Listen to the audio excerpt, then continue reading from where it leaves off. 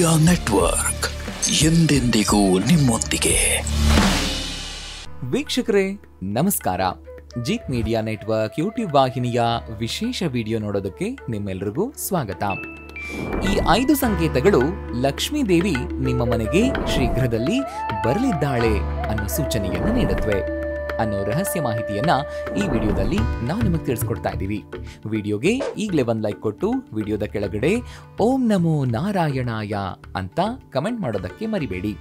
ಹಾಗೆಯೇ ವಿಡಿಯೋದ ಕೆಳಗಡೆ ಇರುವಂತಹ ಜಾಯಿನ್ ಬಟನ್ ಒತ್ತಿ, ಆಗ ನೀವು ಜೀತ್ ಮೀಡಿಯಾ ಚಾನೆಲ್ ಮೆಂಬರ್ ಆಗ್ತೀರಾ. ಅಂದ್ರೆ ನೀವು ಮೆಂಬರ್ಗಳಿಗಿರುವಂತಹ ವಿಶೇಷ ವಿಡಿಯೋ ಮತ್ತು ಲೈವ್ ನೋಡಬಹುದು. ವೀಕ್ಷಕರೇ, ಮೊದಲನೇದಾಗಿ ಶ್ರೀಚಕ್ರ ಯಾರ ಮನೆಯಲ್ಲಿರುತ್ತೋ ಅವರ ಮನೆಗೆ ಲಕ್ಷ್ಮೀ ಮಾತೆ ನಗ್ನಗತಾ ಪ್ರವೇಶ ಮಾಡ್ತಾಳೆ. ನಿಮ್ಮ ಜೀವನದಲ್ಲಿ ಸಾಲ ಇರಬಾರ್ದು, ಸಾಲ ಅನ್ನೋ ಪದ ನಿಮ್ಮ ಜೀವನದ ಡಿಕ್ಷನರಿಯಿಂದಲೇ ತೊಲಗಬೇಕು ಅಂತಂದ್ರೆ, ಹಾಗೇನೆ ಜೀವನದಲ್ಲಿ ಇನ್ನೊಬ್ರು ಮುಂದೆ ಸಾಲಕ್ಕಾಗಿ ಕೈ ಚಾಚಬಾರದು ಅಂತಾದ್ರೆ, ಜೊತೆಗೆ ಜೀವನದಲ್ಲಿ ನೀವು ಕೈ ಹಾಕುವಂತಹ ಎಲ್ಲಾ ಕೆಲಸಗಳಲ್ಲಿ ಗೆಲುವು ಸಿಗಬೇಕು ಅಂತಂದ್ರೆ, ಶ್ರೀ ಸುಧೀಂದ್ರ ದೇಶಪಾಂಡೆ ಗುರುಗಳು ಸಿದ್ಧಿ ಮಾಡಿದಂತಹ ಮಹಾಲಕ್ಷ್ಮಿ ಶ್ರೀಚಕ್ರ ಯಂತ್ರವನ್ನ ಮನೆಗೆ ಇಂದೇ ತರಿಸಿ ಪೂಜೆ ಮಾಡೋದಕ್ಕೆ ಆರಂಭಿಸಿ. ಶ್ರೀಚಕ್ರ ಯಂತ್ರವನ್ನ ಬುಕ್ ಮಾಡೋದಕ್ಕೆ ಈಗ ಸ್ಕ್ರೀನ್ ಮೇಲೆ ಕಾಣಿಸ್ತಾ ಇರುವಂತಹ ಈ ನಂಬರ್ಗೆ ವಾಟ್ಸ್ಆಪ್ ಮೆಸೇಜ್ ಮಾಡೋದಕ್ಕೆ ಮರಿಬೇಡಿ. ದಕ್ಷಿಣವರ್ತಿ ಶಂಖವನ್ನ ಲಕ್ಷ್ಮೀ ದೇವಿಯ ಸಂಕೇತ ಅಂತ ಪರಿಗಣಿಸಲಾಗುತ್ತೆ. ನೀವು ಬೆಳಗ್ಗೆ ಎದ್ದ ತಕ್ಷಣ ಶಂಖದ ಶಬ್ದವನ್ನ ಕೇಳಿದ್ರೆ ಮುಂಬರುವ ಸಮಯದಲ್ಲಿ ಸಂಪತ್ತಿನ ದೇವತೆಯಾದ ಲಕ್ಷ್ಮೀ ದೇವಿಯ ಆಶೀರ್ವಾದವು ನಿಮ್ಮ ಮೇಲೆ ಸುರಿಯಲಿದೆ ಅನ್ನೋದನ್ನ ಅರ್ಥ ಮಾಡ್ಕೊಳ್ಳಿ. ಅಷ್ಟೇ ಅಲ್ಲ, ಈ ರೀತಿ ಬೆಳಗ್ಗೆ ಎದ್ದ ತಕ್ಷಣ ಶಂಖದ ಶಬ್ದ ಕೇಳಿದ್ರೆ ಲಕ್ಷ್ಮೀ ದೇವಿ ನಿಮ್ಮ ಕೆಲಸಗಳಿಂದ ಸಂತೃಪ್ತಳಾಗಿದ್ದು ಆಕೆಯ ಆಗಮನ ಶೀಘ್ರದಲ್ಲೇ ಆಗಲಿದ್ದು ಮನೆಯಲ್ಲಿ ಸಂತೋಷ ಸಮೃದ್ಧಿಯ ಕೊರತೆ ಎಂದಿಗೂ ಆಗೋದಿಲ್ಲ ಅನ್ನೋದನ್ನ ಇದು ಸೂಚಿಸುತ್ತೆ. ಎರಡನೇದಾಗಿ ಗೂಬೆಯನ್ನ ನೋಡೋದು ಕೂಡ ಒಳ್ಳೆಯದು. ಹೆಚ್ಚಾಗಿ ಗೂಬೆಗಳು ಹಾಗೆ ಮನೆಯಲ್ಲಿ ಕಾಣಿಸ್ಕೊಳ್ಳೋದಿಲ್ಲ.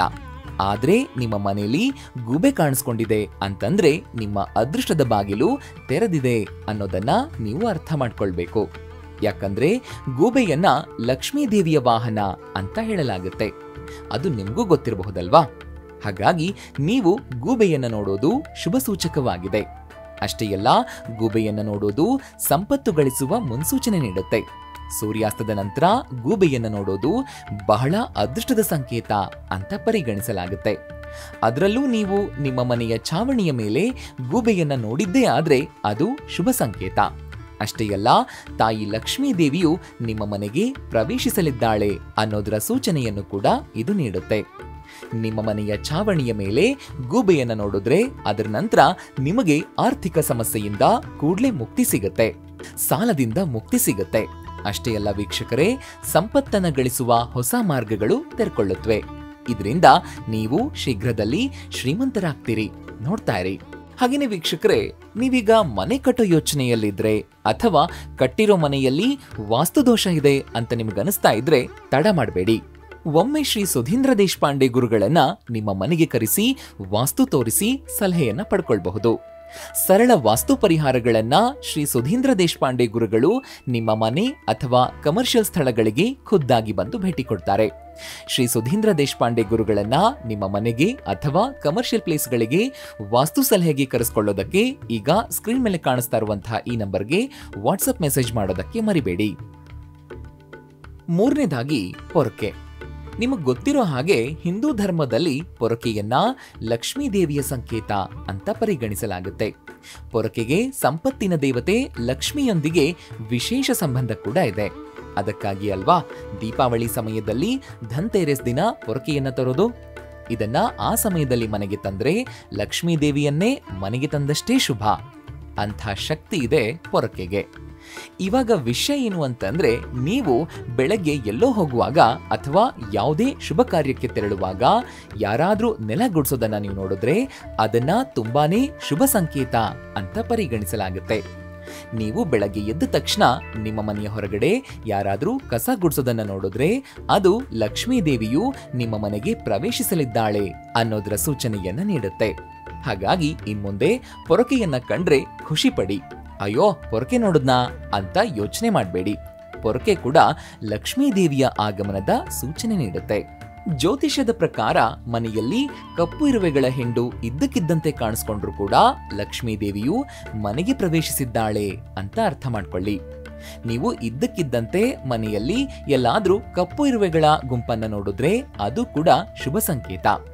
ಹೀಗೆ ಇರುವೆಗಳು ಕಾಣಿಸ್ಕೊಂಡ ನಂತರ ನೀವು ಆರ್ಥಿಕ ಸಮಸ್ಯೆಗಳಿಂದ ಪರಿಹಾರ ಪಡಿತೀರಿ.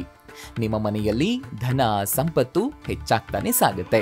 ಹಾಗಾಗಿ ಇನ್ಮುಂದೆ ಮನೇಲಿ ಕಪ್ಪು ಇರುವೆಗಳ ಹಿಂಡು ಕಾಣಿಸ್ಕೊಂಡ್ರೆ ಅದನ್ನ ಓಡಿಸೋದಕ್ಕೆ ಹೋಗ್ಬೇಡಿ, ಅದಕ್ಕೆ ಸಕ್ಕರೆ ಕೊಟ್ಟು ಸ್ವಾಗತಿಸಿ. ಲಕ್ಷ್ಮೀದೇವಿ ಖಂಡಿತವಾಗಿಯೂ ನಿಮ್ಮ ನಡೆಯಿಂದ ಸಂತೋಷ ಪಡೋದಂತೂ ಖಚಿತ.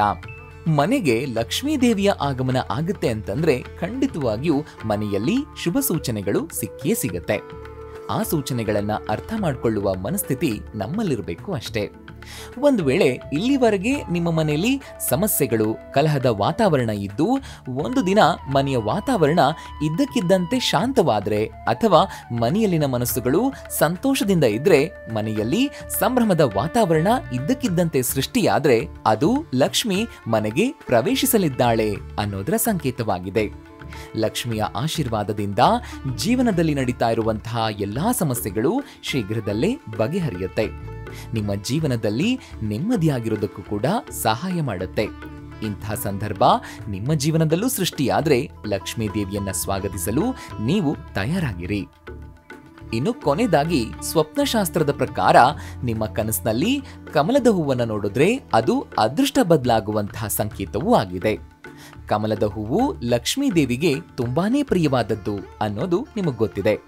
ಯಾಕಂದ್ರೆ ಲಕ್ಷ್ಮೀ ದೇವಿಯ ಯಾವುದೇ ಫೋಟೋಗಳನ್ನ ನೋಡಿದ್ರೂ ಕೂಡ ಲಕ್ಷ್ಮಿಯ ಕೈಯಲ್ಲಿ ಕಮಲದ ಹೂಗಳನ್ನ ಕಾಣಬಹುದು. ಆದ್ರಿಂದ ನಿಮ್ಮ ಕನಸಿನಲ್ಲಿ ಕಮಲದ ಹೂವನ್ನ ನೀವು ನೋಡಿದ್ದೇ ಆದ್ರೆ ಲಕ್ಷ್ಮೀ ದೇವಿ ಸ್ವತಃ ನಿಮ್ಮ ಕನಸಿನಲ್ಲಿ ಬಂದು ತಾನು ನಿಮ್ಮ ಮನೆಗೆ ಪ್ರವೇಶ ಮಾಡಲಿದ್ದೇನೆ ಅನ್ನುವ ಮುನ್ಸೂಚನೆಯನ್ನ ಇದು ನೀಡುತ್ತೆ ಅನ್ನೋದನ್ನ ನೀವು ಅರ್ಥ ಮಾಡ್ಕೊಳ್ಳಿ. ಲಕ್ಷ್ಮೀ ದೇವಿಯ ಆಗಮನದಿಂದ ನಿಮ್ಮ ಜೀವನದಲ್ಲಿದ್ದ ಆರ್ಥಿಕ ಸಮಸ್ಯೆಗಳೆಲ್ಲ ನಿವಾರಣೆಯಾಗ್ತಾ ಹೋಗುತ್ತೆ. ಸಂಪತ್ತನ್ನ ಹೆಚ್ಚಿಸಿಕೊಳ್ಳುವ ಭಾಗ್ಯದ ಬಾಗಿಲು ತೆರೆಕೊಳ್ಳುತ್ತೆ. ಎಲ್ಲಾ ಕಡೆಗಳಿಂದಲೂ ಹಣ ಹರಿದು ಬರೋದಕ್ಕೆ ಶುರುವಾಗುತ್ತೆ. ಒಟ್ನಲ್ಲಿ ಇಲ್ಲಿವರೆಗೆ ಮುಚ್ಚಿದ್ದ ನಿಮ್ಮ ಭಾಗ್ಯದ ಬಾಗಿಲು ತೆರೆಕೊಳ್ಳೋದರ ಸೂಚನೆಯನ್ನ ಕನಸಿನಲ್ಲಿನ ಕಮಲ ನೀಡುತ್ತೆ. ಇವಿಷ್ಟು ಲಕ್ಷ್ಮೀ ದೇವಿಯ ಆಗಮನದ ಸೂಚನೆಯಾಗಿದೆ. ಈ ಸೂಚನೆಯನ್ನ ಅರ್ಥ ಮಾಡ್ಕೊಂಡ್ರೆ ನೀವೇ ಭಾಗ್ಯವಂತರು. ವೀಕ್ಷಕರೇ, ನೋಡಿದ್ರಲ್ವಾ? ಈ 5 ಸಂಕೇತಗಳು ಲಕ್ಷ್ಮೀ ದೇವಿ ನಿಮ್ಮ ಮನೆಗೆ ಶೀಘ್ರದಲ್ಲಿ ಬರಲಿದ್ದಾಳೆ ಅನ್ನೋ ಸೂಚನೆ ನೀಡುತ್ತವೆ ಅನ್ನೋ ರಹಸ್ಯ ಮಾಹಿತಿಯನ್ನ ತಿಳಿಸ್ಕೊಟ್ಟಂತಹ ಇವತ್ತಿನ ಈ ವಿಡಿಯೋ ನಿಮ್ಗೆ ಇಷ್ಟ ಆಗಿದೆ ಅಂತ ಭಾವಿಸ್ತೀನಿ. ಇಷ್ಟ ಆದ್ರೆ ಈಗಲೇ ಈ ವಿಡಿಯೋಗೆ ಒಂದು ಲೈಕ್ ಕೊಡಿ. ಅಷ್ಟೇ ಅಲ್ಲ, ನಿಮ್ಮ ಸ್ನೇಹಿತರಿಗೆ ಮತ್ತು ಸಂಬಂಧಿಕರಿಗೆ ಶೇರ್ ಮಾಡೋದಕ್ಕೆ ಮರಿಬೇಡಿ.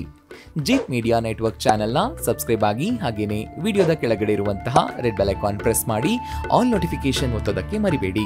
ಜೀತ್ ಮೀಡಿಯಾ ನೆಟ್ವರ್ಕ್ ವಿಡಿಯೋಗಳು ನಿಮ್ಗೆ ಇಷ್ಟ ಆದ್ರೆ ಈ ವಿಡಿಯೋದ ಕೆಳಗಡೆ ಇರುವಂತಹ ಥ್ಯಾಂಕ್ಸ್ ಮತ್ತು ಜಾಯಿನ್ ಬಟನ್ ಪ್ರೆಸ್ ಮಾಡಿ ನಮ್ಮ ಪ್ರಯತ್ನವನ್ನ ಬೆಂಬಲಿಸಿ.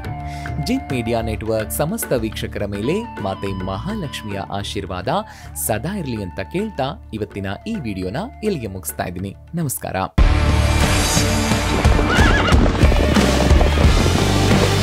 ಜೀತ್ ಮೀಡಿಯಾ ನೆಟ್ವರ್ಕ್ ಎಂದೆಂದಿಗೂ ನಿಮ್ಮೊಂದಿಗೆ.